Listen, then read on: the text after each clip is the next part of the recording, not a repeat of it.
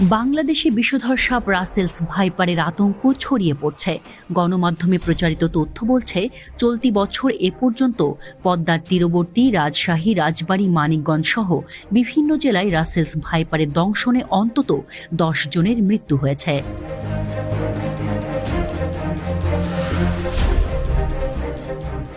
Russell's viper ভারতীয় উপমহাদেশের 4টি বড় সাপের একটি।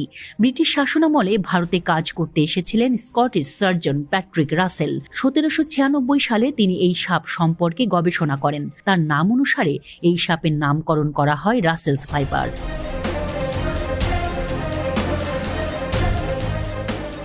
বহু আগে থেকেই বাংলাদেশে অস্তিত্ব ছিল রাসেলস ভাইপারের। দেশের বিভিন্ন এলাকায় সাপটি চন্দ্রবোরা বা উলুবোরা নামে পরিচিত। দেখতে অনেকটাই অজগরের বাচ্চার মতো। এটি একটি ভয়